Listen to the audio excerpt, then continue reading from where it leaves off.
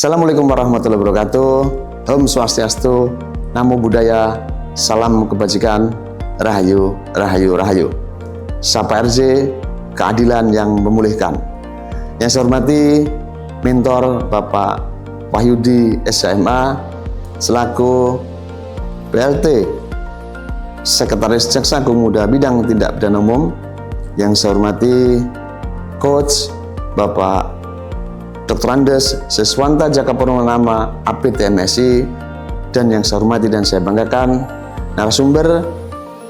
Izinkan saya Sunarwan pada kesempatan kali ini menampilkan atau menyajikan implementasi atas proyek perubahan dalam rangka kepesertaan saya sebagai peserta dalam Diklat Kepemimpinan tingkat 2 angkatan ketiga tahun 2025 pada BPSDM Jawa Tengah tahun 2025. Tema atau proyek perubahan yang kami ambil yaitu dengan judul Strategi Upaya Pemulihan Pelaku dan Korban Tindak Pidana Pasca Penyelesaian Perkara melalui pendekatan restoratif justice.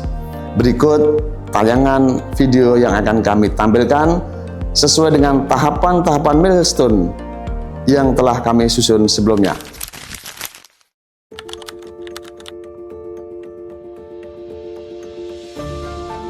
Restoratif justice adalah pendekatan hukum yang mengutamakan pemulihan hubungan antara pelaku, korban, dan masyarakat. Di kejaksaan, pendekatan ini menjadi bagian penting dalam menyelesaikan perkara secara adil, efektif, dan bermakna. Tidak hanya soal menghukum, restoratif justice menekankan dialog dan rekonsiliasi. Pelaku diberi kesempatan bertanggung jawab, korban mendapatkan pemulihan, dan masyarakat merasakan keadilan yang lebih manusiawi.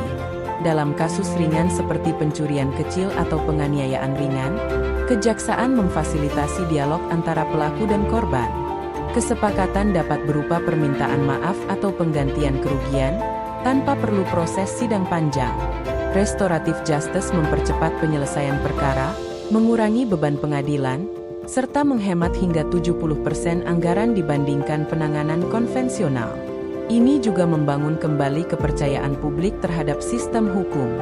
Setelah kesepakatan damai, pelaku wajib memenuhi kewajiban seperti kerja sosial, permintaan maaf, atau mengganti kerugian.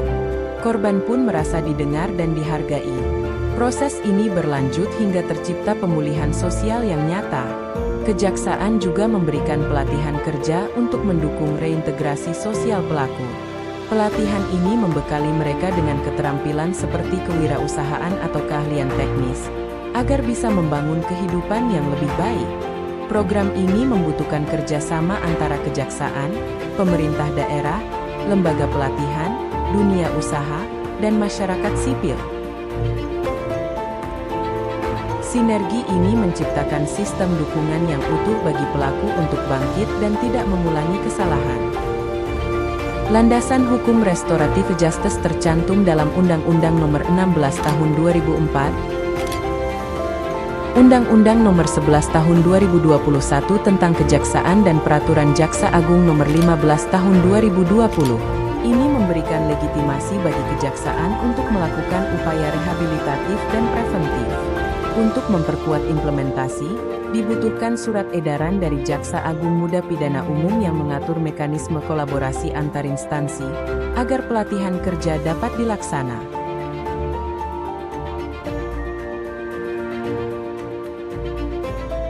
Pembentukan tim efektif.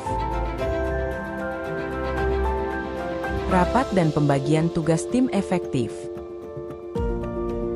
Memasukkan materi penanganan penyelesaian perkara melalui pendekatan RJ ke dalam kurikulum Diklat PPPJ.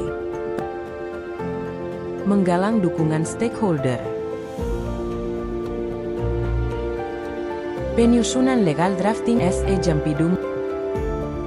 Penerbitan SE Jampidum Nomor 1 Tahun 2025. Penandatanganan perjanjian kerjasama Kejaksaan Negeri Purwokerto, Kejaksaan Negeri Banyumas dengan Pemda Kabupaten Banyumas.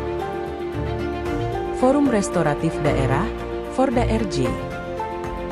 Sosialisasi pentingnya RJ dan Sejampidum No. 1 tahun 2025. Marketing melalui berbagai kanal media digital. Pelaksanaan pelatihan kerja. Kejaksaan Negeri Rokan Hilir.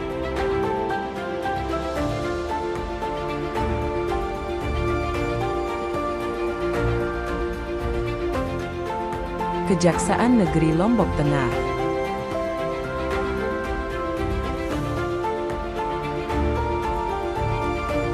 Kejaksaan Negeri Sumbawa Barat.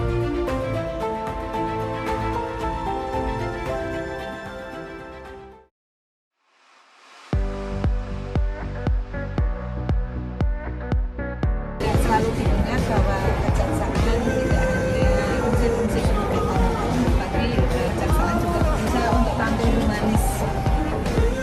Oke? Ya.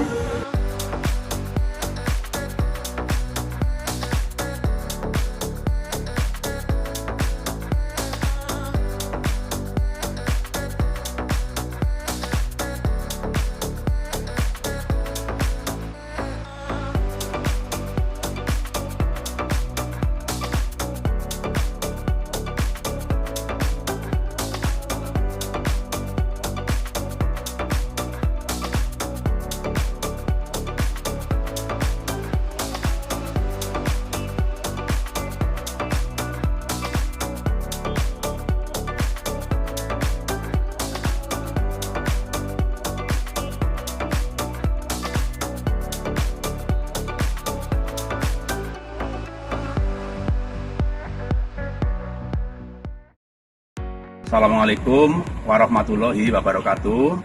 Saya Wahyu Dewanto, Kepala Dinas Tenaga Kerja, Koperasi dan UKM Kabupaten Banyumas. Sehubungan dengan adanya program restorasi justice bagi para pelaku kejahatan, kami sangat mendukung apabila nanti akan ditindaklanjuti dengan sebuah langkah strategis, yaitu berupa pengikutsertaan para pelaku kejahatan sebagai peserta pelatihan di tempat kami. Kami ada lembaga yang bernama BLK yang nanti siap untuk menerima pelatihan-pelatihan termasuk dari para pelaku kejahatan. Dan kami juga ada program untuk penempatan dan kesempatan kerjanya. Sehingga diharapkan setelah para pelaku ini lulus dari pelatihan, ya kami bantu untuk penempatan kerjanya. Demikian, terima kasih. Assalamualaikum warahmatullahi wabarakatuh. Restoratif justice.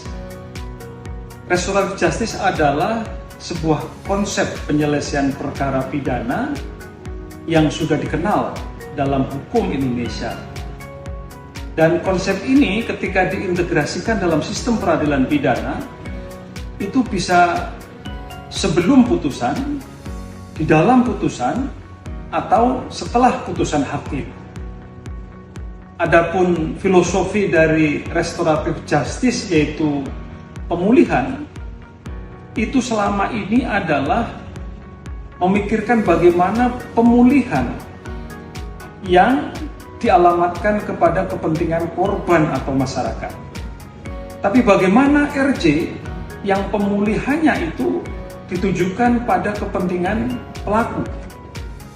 Nah, inilah saya kira yang perlu kita kembangkan dan kita pikirkan bersama, yaitu RJ atau restoratif justice yang pemulihannya itu ditujukan kepada pelaku yang perkaranya diselesaikan melalui RJ.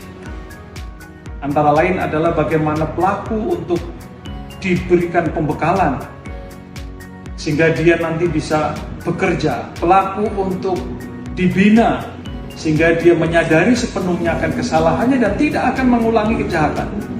Dan juga penyembuhan-penyembuhan yang lain yang bisa dilakukan terhadap pelaku kejahatan. Inilah saya kira RJ yang ditujukan pada kepentingan pelaku yang perlu bersama kita pikirkan, dan ini saya kira yang penting.